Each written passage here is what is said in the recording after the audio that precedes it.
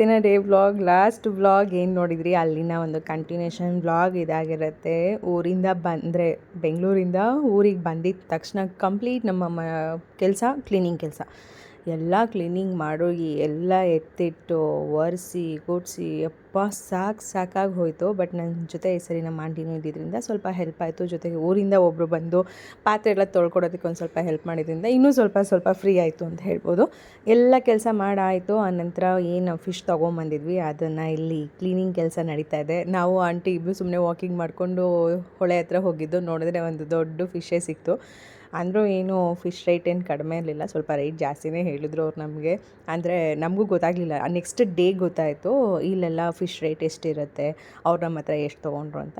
It's okay, ಅಂದರೆ fresh fish ಸಿಕ್ತಲ್ಲ, ಹಾಗಾಗಿ ನಮಗೇನು ದುಡ್ಡು ಜಾಸ್ತಿ ಕೊಟ್ಟಿದ್ದೇನು ಬೇಜಾರಾಗಲಿಲ್ಲ. ಚೆನ್ನಾಗಿರೋ ಫಿಶ್ ಸಿಕ್ತಲ್ಲ ಅಂತ ಹೇಳಿ ಮನೆಯವ್ರು ಇಲ್ಲಿ ಎಲ್ಲ ಕಂಪ್ಲೀಟ್ ಕ್ಲೀನ್ ಮಾಡಿಸ್ತಾಯಿದ್ರು. ಫೈನಲಿ ನಮ್ಮ ಕೆಲಸ ಆಲ್ಮೋಸ್ಟ್ ಆಲ್ ಆಗಿದೆ. ಸ್ನಾನ ಮಾಡ್ಕೊಂಬರ್ಬೇಕು ಇವಾಗ. ಅವರು ಅಲ್ಲಿ ಫ್ರೆಶ್ ಅಪ್ ಆಗಿ ಅಡುಗೆ ಕೂತಿದ್ದಾರೆ. ಸ್ನಾನ ಮಾಡಿ ಇವಾಗ ಅವ್ರನ್ನ ಮೀನು ಸಾರು ಮಾಡೋಕ್ಕೆ ಕೂರಿಸಿದ್ದೀವಿ. ಯಾಕಂದರೆ ನಮ್ಮ ಮನೆಯವ್ರಿಗೆ ಯಾವಾಗಲೂ ಹೇಳೋದು ಒಂದೇ, ನಿಮ್ಮ ಆಂಟಿ ಮೀನು ಸಾರು ಮಾಡ್ದಂಗೆ ನೀವು ಮಾಡೋಕ್ಕೆ ಬರಲ್ಲ, ನಿಮ್ಮ ಆಂಟಿ ಮಾಡ್ದಂಗೆ ಮಾಡೋಕ್ಕೆ ಬರಲ್ಲ ಅಂತ. ಓ ಕೇಳಿ ನೀವು ಅಳಿಯನ ಏನು ಅಂತ ಯಾವಾಗಲೂ ಅದೊಂದು ಡೈಲಾಗ್ ಕೊಡ್ತಾ ಇರ್ತಾರೆ. ಅದಕ್ಕೆ ಈಗ ಕಂಪ್ಲೀಟ್ ಅವ್ರನ್ನೇ ಬಿಟ್ಬಿಟ್ಟಿದ್ದೀನಿ. ಫಿಶ್ ಸಾಂಬಾರಿಗೆ ಟವಲ್ ಒಣಗಾಕು, ಅದನ್ನೆಲ್ಲ ಒಂದು ಕಡೆ ಹಾಕು. ಹಾಗಾಗಿ ಇವಾಗ ಮೀನು ಸಾರಿಗೆ ಅವರು ರೆಡಿ ಮಾಡ್ಕೊತವ್ರೆ. ಬೇಕಾದ್ರೆ ಮಡಿಕು ನಮಗೆ ಮೀನು ಮುಂಚೆ ಹೋಗಿ ನಾವೇ ಮೀನು ತರಂಗಾಯ್ತು. ಓದಕ್ಕೆ ಮೀನು ಬಂತು, ನಾವು ಹೋಗಿದ್ದಾರೆ ಮೀನು ಬಂದಿತ್ತು. ಅಲ್ಲ ಇವತ್ತು ಮೀನು ಬರ್ಬೇಕಿತ್ತು, ಮನೆಗೆ ಕ್ಯಾನ್ಸಲ್ ಆಗೋಗಿತ್ತು. ಹಿಡಿದೇನೆ ಆಮೇಲೆ ಕೇಳಿದೆ. ಇಳಿದಾಗ ಕುತ್ಕೊಂಡ್ವಿ, ಅಲ್ಲಿ ಮೀನು ಸಿಕ್ತು. ಈಗ ಎಲ್ಲ ಅವರು ರೆಡಿ ಮಾಡ್ತಾರೆ. ಮೆಣಸು ಕೊಡೋ ಮುಂದೆ ಮೆಣಸಿನ ಪುಡಿನೇ ಐತೆ, ಕೊಡ್ಲಾ ಆಂಟಿ?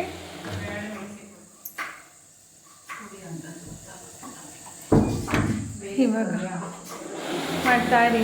ಬಂದೆ ಒಂದು ನಿಮಿಷ. ನಮ್ಮ ಕಿಚನ್ ಚೇಂಜ್, ಮೇಕವರ್ ಎಲ್ಲ ತೋರಿಸ್ತೀವಿ. ಹೌದು, ಇಡ್ಲಿಗೆ ರುಬ್ಬ ತೋರಿಸಿದ್ದೀವಿ.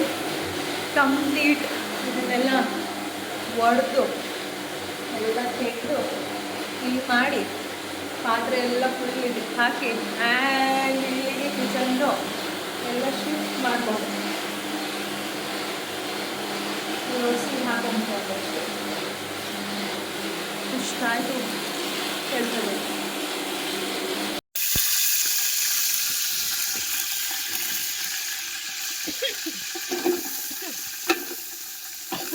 ಸೌಟೆನವಾ ಸೌಟೆ ಮಾಡ್ತೀನಿ ನಿಮಗೆ. ಒಂದು ತಗಬ ಒಂದು ಬಿಟ್ಬಿಟ್ಟ, ಒಂದು ತಗಬ ಒಂದು ಬಿಟ್ಬಿಟ್ಟ ಮನೆಯಲ್ಲಿ. ಇಲ್ಲೆಲ್ಲ ಮಸಿ ಬಟ್ಟೆನೂ ಕೊಡಲಿಲ್ಲ ನನಗೆ.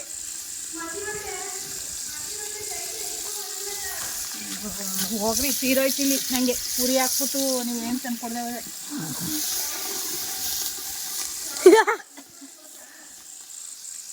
ನೋಡು ಮಗನೇ, ಏನು ತಂದು ಕೊಡ್ತಾ ಇದೆ ಅವರು. ಉರಿ ಮಗ ಬೇಕಾದ್ರೆ ಇಲ್ಲೇ ಹುರ್ಕೋಬೋದು, ಬಾ ಬೇಕಾದ್ರೆ ಉರಿ ಚೆನ್ನಾಗಿ ಹೊಡಿತಾರೆ.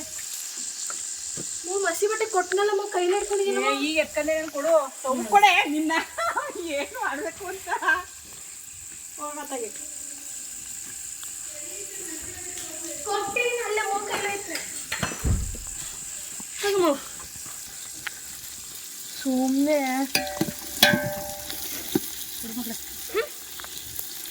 ಸಾಂಬಾರ್ದು ತಗೊಂಬನ್ನಿ, ನೀರು ತಗೊಂಡು ಓಡು. ಮಸಾಲೆ ತಗೋ, ಒಂದು ಪ್ಲೇಟ್ ತಗೋಬ ಮುಚ್ಚಕ್ಕೆ. ಏನಾದರೂ ಇದು ಕೀಟಗಳು ಬಿಟ್ಬಿಡ್ತವೆ ಆಮೇಲೆ. ಸ್ಮೆಲ್ಲನ್ನು ಚೆನ್ನಾಗಿ ಬರ್ತೈತಲ್ಲ, ಸ್ಮೆಲ್ ಬರೀ ಈರುಳ್ಳಿದ್ದೇನೆ ಗೊತ್ತಾಯ್ತಾ? ಆ ಚೇರ ಮಡಿಕೋ, ಇಲ್ಲಿ ಚೇರ್ನಲ್ಲಿ ಮಡಗ್ಬಿಟ್ಟು ಚೇರ್ನಲ್ಲಿ ಮಡಗು, ಮಡಗಿಲಿ ನೀರು ತಗೊಂಡ್ಬರೋ.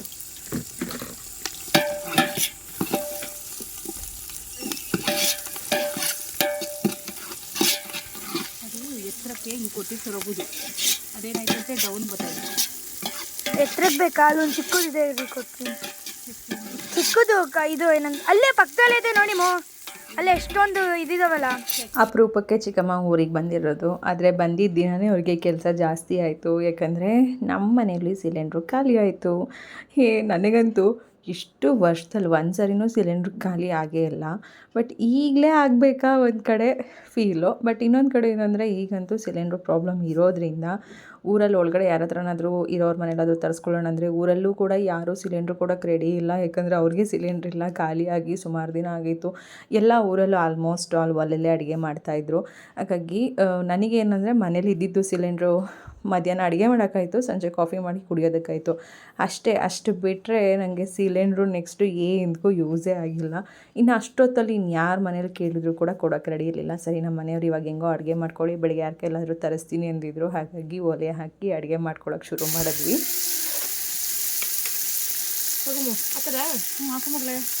ಹಾಕು ಮಸಾಲೆ ಹಾಕು ದೂರದಿಂದ ಮಾಡು. ದೂರ ಹೋಗ, ಈ ಕಡೆ ಹೋಗುವ. ನಾನು ಕ್ಲೀನ್ ಮಾಡಿದ್ದೀನಲ್ಲ ಅಲ್ಲಿ ಹೋಗ್ತೀನಿ. ಲೈಟ್ ಹಾಕೋಣ. ನೀರು ಹಾಕ್ಕೊಳ್ಳಲ್ಲಮ್ಮ. ನೀರು ಹಾಕು, ನೀರು ಹಾಕು ಮಗಳೇ, ಹಾಕು ನೀರೇ.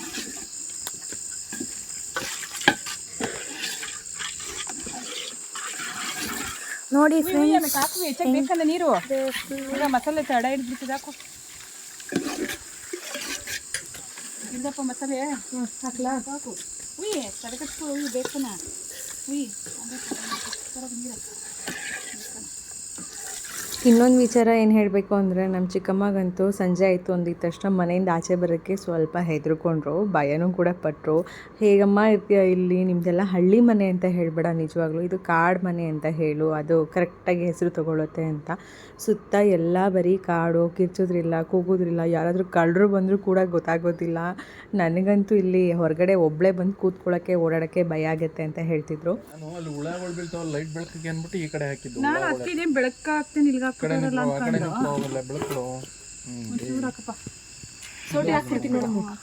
ನೋಡಿ ಅಲ್ಲಿ ಗರಂ ಏನದು ಏನದು ಗರಂ ಮಸಾಲ ಪುಡಿ. ಗರಂ ಮಸಾಲ, ಗರಂ ಮಸಾಲ. ಪಾತ್ರೆಗೆ ಬೂದಿ ಬಳಿದ್ರೆ ನೀರೊಲೆಯಲ್ಲಿ ಮಸಿಯ ಬೆಳಗ್ಗೆ ಹಿಂಗೆ ತೊಳೆದ್ರೆ ಹೋಗ್ಬಿಡೋದು ಮಾಡಿದೀವಿ. ಗೊತ್ತಿಲ್ಲ, ನಾವೆಲ್ಲ ಆಗಲ್ಲ, ಒಲೆಯಲ್ಲಿ ಅಡುಗೆ ಮಾಡ್ತಿದ್ದದ್ದು. ಮಸಿ ಬಳ್ದಿದ್ದೀರಿ ಮತ್ತೆ ಪ್ಲೇಟ್ ಇದೆಯಾ ಕೊಟ್ಟದ್ದು ಸುಷ್ಮಾ, ಪ್ಲೇಟ್ ಅದೇ ಸಮ ಕೊಟ್ಟೆ. ದೇವ್ರೇ, ಇವತ್ತು ಸಾಟರ್ಡೆ 12 ಗಂಟೆ ಮುಗಿದ್ರೆ ಮುಗೀತು. ಹೆಂಗೋ ನಿಮ್ಮ ಮನೆಗೆ ಕಾಯ್ದೆ ತಿಂದೆ ಮನೆಕೊಳ್ಳೋದು. ಅಷ್ಟೇ ಅಪ್ಪ.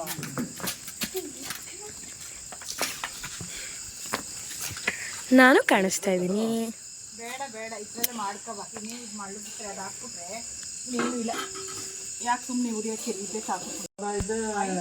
ಕೆಳಗಡೆ ಆ ಕಡೆ ಎಲ್ಲ ಹುಳ ಆಗೋಯ್ತವೆ ಬಿಟ್ಟು. ಹುಣಸೆ ಹಣ್ಣು ಹುಳ ಬೀಳ್ತಾವೆ ಅಂದ್ರೆ ಲೆಕ್ಕ ಹಾಕ್ರೆ ಏನಾಗಿದೆ. 100 ರೂಪಾಯಿಗೆಲ್ಲ ಕೊಡ್ತಿದ್ದೀವಿ, 200 ರೂಪಾಯಿ. ಅಲ್ಲ, ಹುಣಸೆ ಹಣ್ಣಿಗೆ ಹುಳ ಬಿದ್ದಾಗ್ತಾವೆ ಅಂದ್ರೆ ಈಗ ಅರ್ಥ ಮಾಡ್ತಾರೆ ಹೆಂಗಾಗಿದೆ ಅಂತ ಹೇಳ್ತಾರೆ.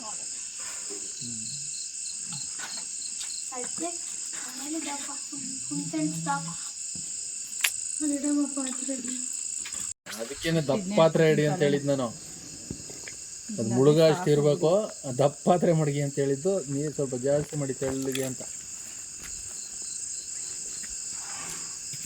ಜಾಗ ಬಿಡ ನಾವು ಈ ಕಡೆಯಿಂದ ಮಾಡೋದು ಲೈಟ್ ಆ ಕಡೆ.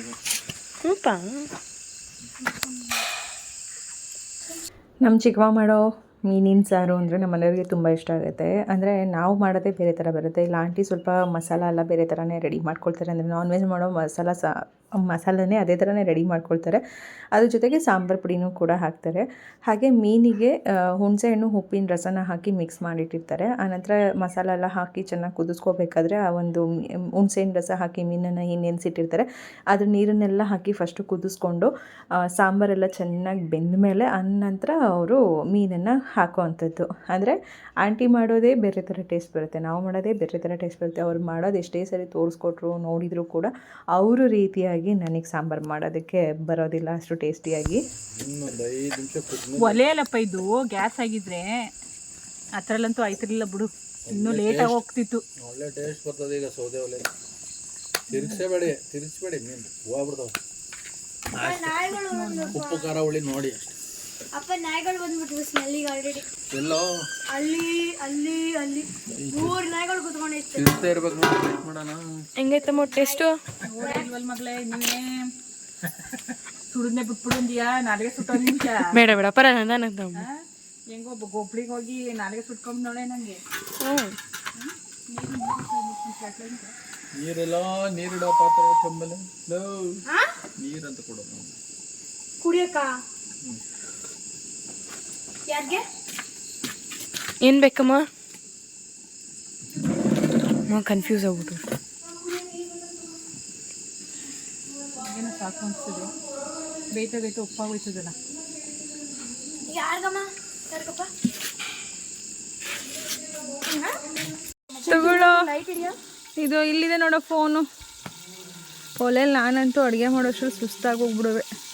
ಊರ ಹಬ್ಬದಲ್ಲಿ ಬಂದಾಗ ಮಟನ್ ಸಾರು. ಅಯ್ಯೋ ಬೇಯಕ್ಕಿಟ್ಟು ದೂರ ಇಟ್ಕೊಳ್ಳೋ ಫೋನು, ಬೆಂಕಿ ಬಿದ್ದತ್ತು. ಗೊತ್ತಿಲ್ಲ, ನೋಡಿಲ್ಲ ನಾನು.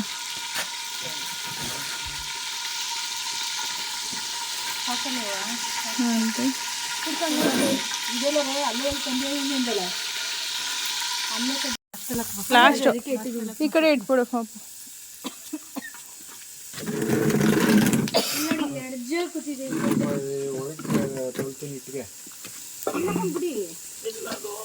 ಹಿಂದೆ ತಳಪ್ಪ, ಹಿಂದೆ 2 ಜನ ಕೂತಿದೆ. ಹಿಂದೆ ಇವಾಗ ಪರವಾಗಿಲ್ಲ. ಅಕ್ಕ ಮಸ್ತಿಗೆ ಇಡ್ತಿತ್ತು. ಮಂಟ್ಲು ಉರಿನೀಗ ಹೊಟ್ಟೆ ಹಾಕಿದ್ರೆ ನೀವೇ ತಿರುಗಿಸಿ. ಹಾಕ್ಬೇಕಾ? ಹೇಗೋ ಮಧ್ಯಾಹ್ನ ಮಾಡಿದ್ದ ರೈಸ್ ಹಾಗೇ ಇತ್ತು. ಹಾಗಾಗಿ ಇವಾಗ ಆಂಟಿ ಮೀನು ಸಾರು ಮಾಡಿದರು, ಮತ್ತು ಮಧ್ಯಾಹ್ನ ಮಾಡಿದ ಬೇಳೆ ಸಾಂಬಾರು ಕೂಡ ಇತ್ತು. ಇವಾಗ ಮೀನು ಸಾರು ಆಗಿದ ನಂತರ ಸ್ವಲ್ಪ ಫ್ರೈಗೂ ಕೂಡ ಮಿಕ್ಸ್ ಮಾಡಿಟ್ಟಿದ್ದೆ. ಆನಂತರ ಇದು ಮೀನಿನ ಮೊಟ್ಟೆ, ನೀವು ನೋಡ್ತಾ ಇರ್ಬೋದು ಎಷ್ಟಿದೆ ಅಂತ. ಮೀನಿನ ಮೊಟ್ಟೆ ಸುಮಾರು ಒಂದು 2 kg ಅಷ್ಟು ಮೀನಿನ ಮೊಟ್ಟೆನೇ ಇತ್ತು. ಅದ್ರದ್ದು ಫ್ರೈ ಮಾಡ್ತಾಯಿದ್ದೀವಿ. ಇದೆಲ್ಲ ವೀಡಿಯೋ ಕ್ಯಾಪ್ಚರ್ ಮಾಡೋಣ ಅಂದರೆ ನಿಜವಾಗ್ಲೂ ಅಲ್ಲಿ ಒಲೆ ಹಾಕ್ಕೊಂಡು ಒಂಥರ ಹೆಂಗೆ ಅಂದರೆ ಕಾಡಲ್ಲಿ ಕತ್ಲಲ್ಲಿ ಗ್ಯಾಸ್ ಇಲ್ಲದೆ ಆ ಒಲೆ ಹಾಕ್ಕೊಂಡು ಕರೆಂಟ್ ಬೇರೆ ಇಲ್ಲದೆ ಸೈಡಿಗೆ ಬೇರೆ ಒಲೆ ಹಾಕ್ಬಿಟ್ಟಿದ್ರು. ಅಲ್ಲಿ ಒಂಥರ ಅಸಿಸ್ಟೆಂಟ್ಗಳು ಹಂಗೆ ನಮ್ಮ ಮಕ್ಕಳು ಒಂದು ಕಡೆ ಲೈಟಿಗೆ, ಚೈತು ಒಂದು ಕಡೆ ಲೈಟ್ಗೆ ಕ್ಯಾಮ್ರಾ ಇಟ್ಕೊಳ್ಳೋದು, ಅಂದರೆ ಮೊಬೈಲ್ ಇಟ್ಕೊಳ್ಳೋದು, ಚಿಂಟು ಒಂದು ಕಡೆ ಕ್ಯಾಮ್ರಾದಲ್ಲಿ ವೀಡಿಯೋ ಮಾಡೋದು, ನಮ್ಮ ಮನೆಯವರು ಒಲೆ ಉರಿ ಜಾಸ್ತಿ ಮಾಡಬೇಕಾ ಕಡಿಮೆ ಮಾಡಬೇಕಾ ನೋಡ್ಕೊಳ್ಳೋದು, ನಾನು ಆಂಟಿಗೆ ಹೆಲ್ಪರಾಗಿ ಕೆಲಸ ಮಾಡೋದು. ಆಂಟಿ ಕೂತ್ಕೊಂಡು ಅಲ್ಲಿ ಏನೇನು ಬೇಕೋ ಮಾಡೋದು, ತಿರುಗಿಸೋದು ಎಲ್ಲ ಪಾಪ ಅವ್ರು ನೋಡ್ಕೊಳ್ಳೋ ಥರ. 2 ಅಡುಗೆ ಮಾಡೋದಕ್ಕೆ ಇಡೀ ಮನೆ ಜನ ಪೂರ್ತಿ ನಾವು ಒಲೆ ಮುಂದೆ ಇದ್ವಿ. ಅಂದರೆ ಅವಾಗೆಲ್ಲ ಯಾವ ರೀತಿಯಾಗಿ ಮಾಡ್ತಿದ್ರು, ನಾವು ಇವಾಗ ಯಾವ ರೀತಿಯಾಗಿ ಡಿಪೆಂಡ್ ಆಗಿಬಿಡ್ತೀವಿ ಸಿಲಿಂಡ್ರ್ ಮೇಲೆ. ಅದು ಇಲ್ಲದೇ ಇರೋದಕ್ಕೆ ಎಷ್ಟು ಕಷ್ಟಪಡ್ತಾ ಇದ್ದೀವಿ ಅಂತ ಈಗ ಫೀಲ್ ನನಗೆ ಅನ್ನಿಸ್ತಾ ಇತ್ತು. ಅಂದರೆ ಯಾವಾಗಲೂ ಮಾಡ್ತಾಯಿದ್ರೆ ಏನೂ ಅನ್ಸೋದಿಲ್ಲ, ಊರಿಗೆ ಹೋಗೋದೇ ಅಪರೂಪ. ಅದರಲ್ಲಿ ಈ ಥರ ಎಲ್ಲ ಕೆಲಸ ಅಂದಾಗ ಇನ್ನೂ ಸ್ವಲ್ಪ ನಮ್ಗಳಿಗೆ ಅಭ್ಯಾಸ ಇಲ್ಲದೇ ಇರೋರಿಗೆ ಕಷ್ಟ ಆಗುತ್ತೆ.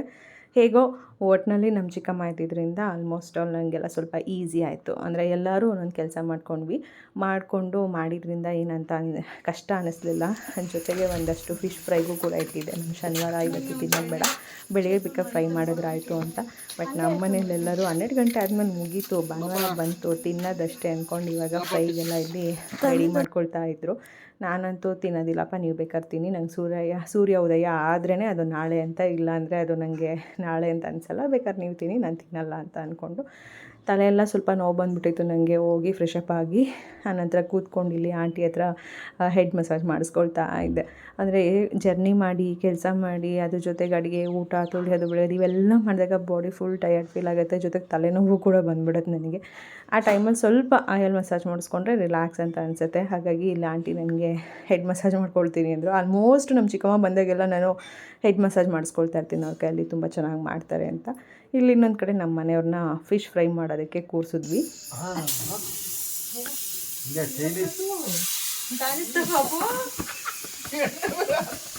ಹುಷಾರು. ಹೆಂಗೆ ಆಡ್ಸಿದ್ರಿ?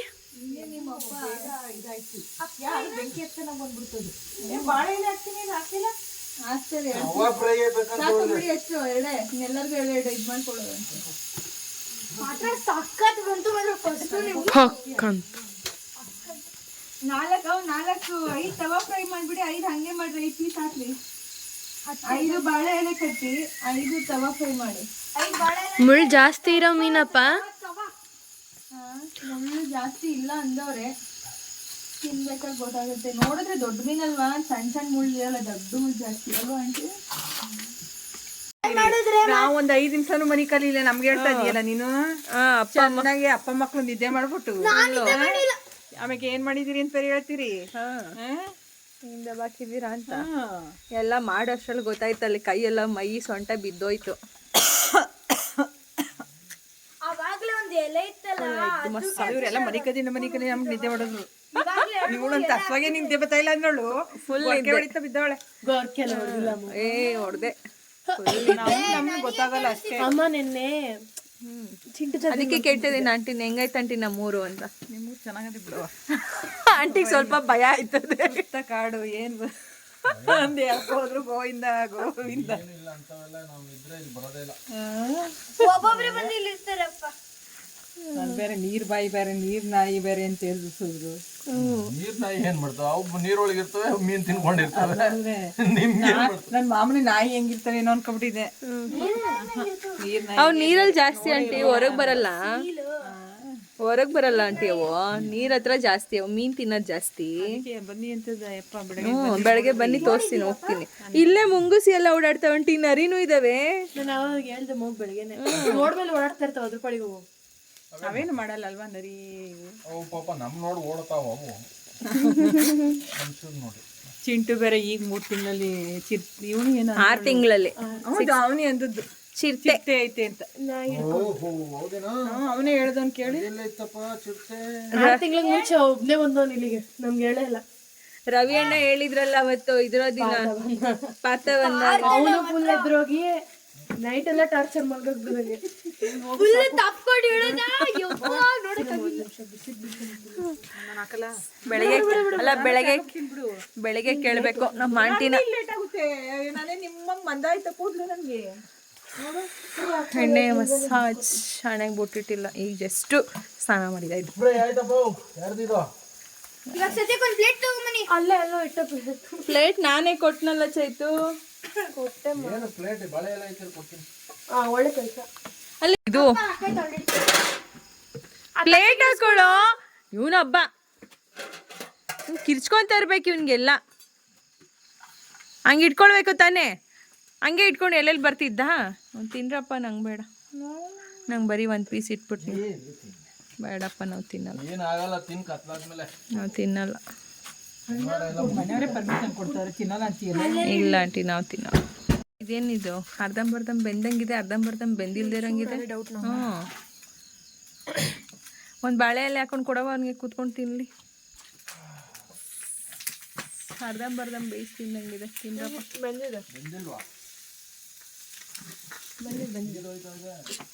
ತಿನ್ನಿ ಕೂತ್ಕೊಂಡು. ಒಂದೊಂದೇ ಪೀಸೇ ಇಟ್ಟಿದ್ದೀನಿ ಎಲ್ಲರಿಗೂ. ಕೊಡೋ ಬಸ್ಸಿಂಗೇನೋ ಬಸ್ಸತಿ ಕೂದಲು ತೆಗಿಯುವ, ಕೂದಲಿದ್ರೆ ಆಯ್ತವಾ? ಕೂದಲಾಯ್ತಾ? ಇಲ್ಲ ತಗೊಳ್ಳಿ. ಹಾಂ, ಸೂಪರ್ ಆಯ್ತು ಅಂದೆ, ನಿಜ ಪ್ರಾಮಿಸ್. ನಿಮ್ಮ ಅಪ್ಪಂಗೆ ಕೊಡೋ ಒಂದು ಬಾಳೆಲ್ಲಿ ಮೂಗೊಂದು ಇಟ್ಕೊಂಡು ನೀವು ಅಂತ ತಿನ್ರಿ. ನಂಗೆ ಬೇಡ. ತಿನ್ನೋ, ಏನಾಗಲ್ಲ, ಮೀನೇ ತಿಂತಾ ಇದೆಯಂತೆ, ಚಿಟ್ಟೆ ತಿನ್ನೋಕ್ಕೇನು.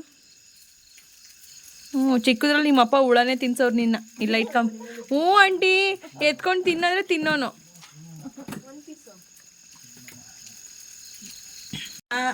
ಹೆಂಗೈತಮ್ಮ, ಹೆಂಗ್ ಬೇಸೋ ನಮ್ಮಪ್ಪ? ಅಮ್ಮ ಮಾಡಿದ್ದ, ನಿಮ್ಮಪ್ಪ ಬೇಯಿಸಿದ್ದ. ಅಲ್ಲಿ ಬೇಯಿಸಿರೋದಾದ್ರು ರುಚಿ, ಉಪ್ಪು ಹುಳಿ ಖಾರ, ಹುಳಿ ಖಾರ ಎಲ್ಲ ಕರೆಕ್ಟಾಗಿ ಆಯ್ತು. ಮಾಡಿರೋದು ಯಾರು? ಮಗಳು ತಾನೇ. ನೋಡ್ದಾ, ಮಗಳ ಲೆಕ್ಕಕ್ಕೆ ಇಲ್ವಲ್ಲ. ಅಲ್ಲಿ ಒಲೆ ಮೇಲೆ ಹೆಂಗಾಯ್ತು ರುಚಿ ಹೆಂಗೈತೆ ಅಂತ ಹೇಳ್ತಾ ಇಲ್ಲ, ಒಲೆ ಮುಂಚೆ ಕೊಟ್ಟಿರೋರ್ಗೆ ಹೇಳ್ತಾ ಇಷ್ಟೇ. ಇದು ಒಂಥರ, ಇದು ಹಬೆಲೆ ಬೇಯೋದು, ಒಳಗಡೆ ಬಾಳೆ ಎಲೆಲೇ ಬೇಯೋದು. ತುಂಬಾ ಒಳ್ಳೇದಂತಾರೆ ಆರೋಗ್ಯಕ್ಕೆ. ಏನು ಬಾಳೆ ಇದು? ಹಿಂಗೆ ಬೇಯಿಸೋದು. ಇವತ್ತು ಬೇಯಬೇಕಾಯ್ತು ನೋಡಿ. ಇಲ್ಲ, ಹಂಗೆ ಹಚ್ಚಿದೋಯ್ತು. ಹಿಂಗೆ ಬರುತ್ತೆ. ಇನ್ನ ಬೇಯ್ಬೇಕಿತ್ತು. ಹಸಿ ಇದೆಯಾ? ಹಸಿ ಅನ್ಸುತ್ತಾ ನಿಮ್ಗೆ? ಅದು ಮಸಾಲೆ ಒಂಚೂರು ಹಂಗೆ ಆಗಿರುತ್ತೆ, ಸಾಸ್ ಥರ. ಇದು ನೀವು ತಿಂದಿಲ್ಲ ಅನ್ಸುತ್ತೆ ಹೊರಗಡೆ, ಹಿಂಗೆ ಇರುತ್ತೆ. ಇನ್ನೂ ಫುಲ್ಲು ನೀರ್ ತರ ಬರ್ತಾ ಇರುತ್ತೆ ಅದು. ಹಸಿಮೆಣಸಿನ್ಕಾಯಿ ಥರ ಜಾಸ್ತಿ ಕಾಳು. ಚೆನ್ನಾಯ್ತಾ? ಫುಲ್ ಬೇಟಿಂಗ್. ಚೆನ್ನಾಗೈತಿ. ಇದು ಚೆನ್ನಾಯ್ತಾ? ಅದು ಚೆನ್ನಾಯ್ತಾ? ಹಂಗೆ ಫ್ರೈ ಮಾಡೋದು ಚೆನ್ನಾಯ್ತಾ? ಹಿಂಗೆ ಚೆನ್ನಾಯ್ತಾ? ಫ್ರೈ ಮಾಡೋದು ಚೆನ್ನಾಗಿ. ಅದೇ ಚೆನ್ನಾಯ್ತು ನಿಮಗೆ. ನಮ್ಗೆ ಇದು ಚೆನ್ನಾಗೈತೆ. ಇವ್ರಿಗೆಲ್ಲ ಇದಿಷ್ಟ.